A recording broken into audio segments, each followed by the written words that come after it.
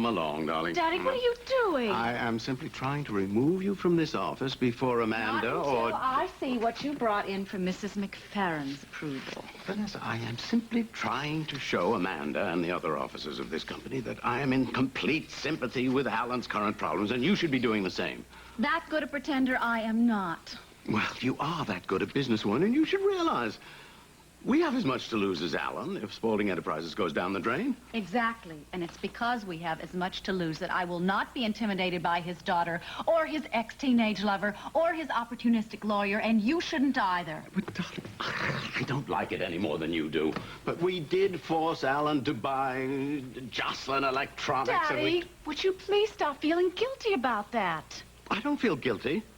It's just that I would prefer not to go to jail for making a separate deal with Miles Jocelyn and taking Daddy, $1 million. listen, the only way anyone can find out about that payoff is if Lieutenant Wyatt decides to go through our personal accounts. And now that he's convinced that Diane Ballard embezzled all that money from the company, he's not going to do that. So would you please relax? I shall relax as soon as we leave the office together.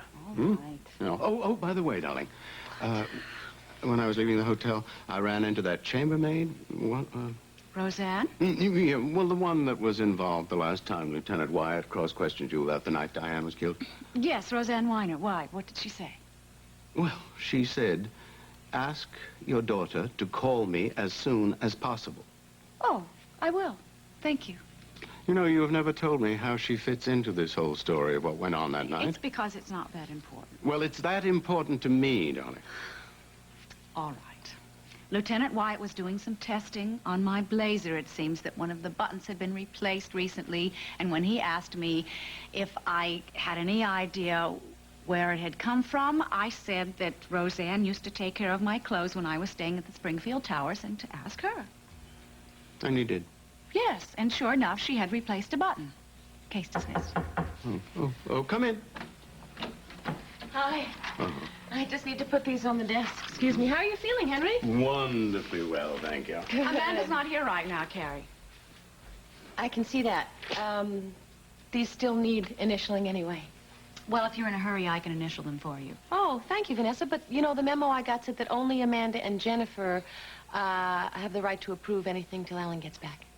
Amanda may have cornered the market on memos, but I am still a senior officer in this company, and I've been here a lot longer than Amanda. Vanessa, I hate to interrupt, but may I say something? What?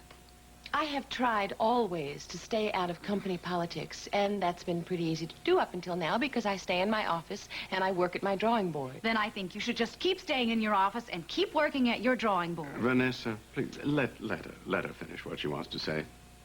I would like to do nothing better than that, Vanessa, but unfortunately, since I've been in Springfield, I've gotten a little more involved in this company than I have gotten involved in any company I've ever worked for before in my life. I wonder why. Because I've gotten to know the people here, and I like them and care about them very deeply. That may sound Pollyanna to you, Vanessa, but it's the truth.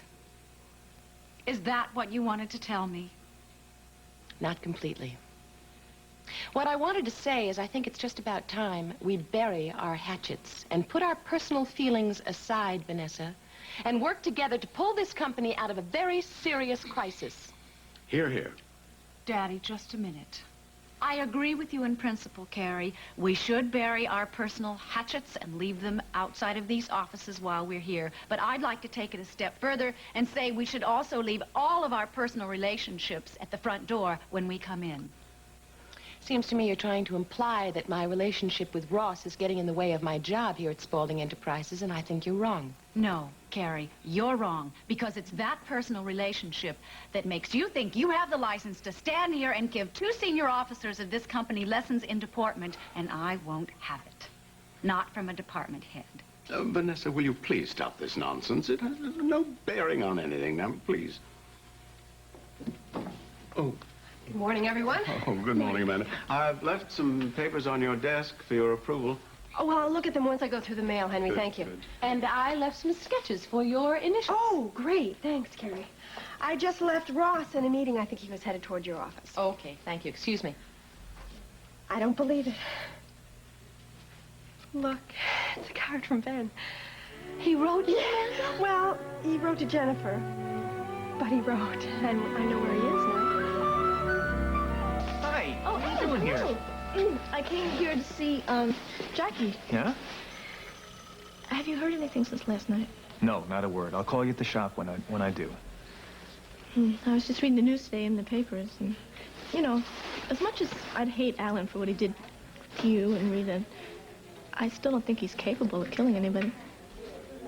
Well, all I know is Hope loves him in spite of whatever it is he's done, so for her sake, I want him to be innocent. That's what I don't understand. What? I just can't understand if he didn't kill Joe Bradley, why he ran away.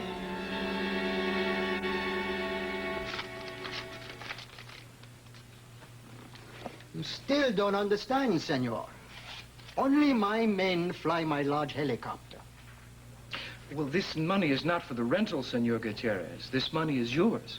If you'll tell one of your pilots to fly to this spot on Tenerife as fast as he can. All he has to do is land there, pick someone up, and fly back to Las Palmas. Can you do that? If it's not enough... It's not the money, senor. I just don't understand why your friend would be waiting in such a place where few men have ever been. That is not important. Perhaps not for you, but this is my business. And my pilot would be taking a terrible chance to try to land there. With the mountain downdrafts at that elevation, he could be killed.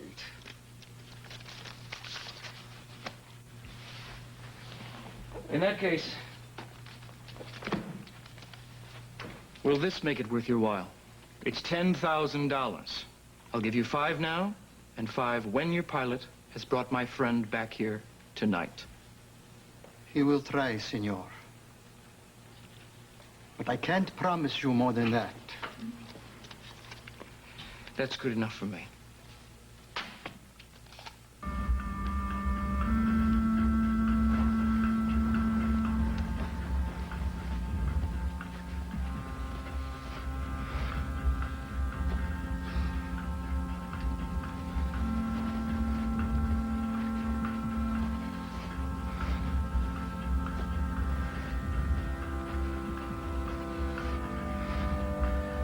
Water. Got to find water.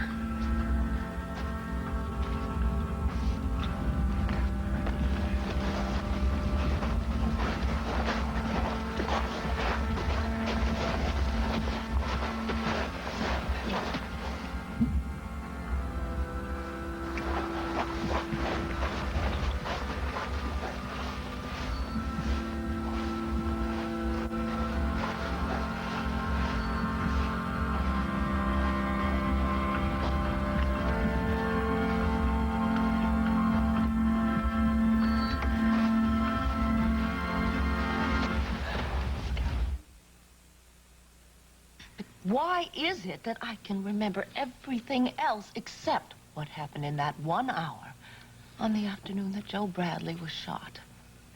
That's why you're here today, to try to find out. I wanted to go to Lieutenant Wyatt and tell him all this before, but Justin keeps saying that it's pointless to put myself under suspicion when the police are so sure that Alan's guilty. But you really don't have anything to say to the police at this point, right? Sarah, may I ask you something? Yes, of course. Is there really such a thing as temporary insanity? Yes. Are you asking me if I think that you were temporarily insane the day that Joe... Oh, no, I'm not asking for that reason, no. Then why? You must know the thought did cross my mind.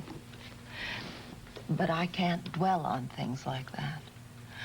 I've got to be strong for Justin and for Philip, too, when he comes home. You know, I've always thought that you were stronger than you gave yourself credit for. But if you need to hold on to Justin and Philip and Samantha to keep a clear perspective, then that's exactly what you should do. I'm trying. Oh, no. Here, you were nice enough to see me before your first patient, and I've stayed so long I've made you late. Please forgive me. Quite all right. And just remember that we can always try hypnotism again to get through that block. That's right. Of course, we don't have to jump into that right away. We can wait till Mike gets back with Alan and Lieutenant Wyatt has a chance to question him. Do you think that he really killed Joe Bradley? Jackie, I don't know. I mean, if Alan knows that the police want to question him, and as most people seem to think he does, and he continues to run away from the police and Mike, it doesn't look very good for his case. No, I suppose it doesn't. Oh, I wanted to tell you, Tim, I think Tim looks terrific, and from what little we spoke the other night, he seems to be doing well, too. I hope so. Thank you for your time, Sarah. Not at all. And any time you need to talk, just give me a call. Thank you.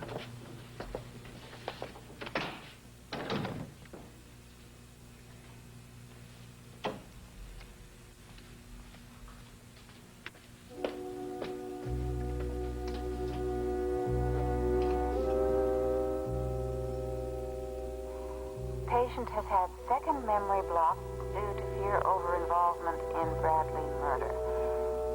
However, she's not as anxious to undergo hypnosis as she was during similar blocks relating to Diane Ballard's death. I went downtown to a new men's store and bought myself some new threads. What's wrong with the threads you got now? There's nothing wrong with them, but you know, now that I'm managing the disco and all, I think it's time I had a new image. Oh. Yeah, trendy, they call it. Trendy? Yeah, trendy. Well, you know, like new wave and all that stuff's really in now. Oh, well, preppy looks in too, but I'm not buying pleated skirts and argyle socks. Well, what are you giving me such a hard time about this for? I think you look fine just the way you are. Yeah.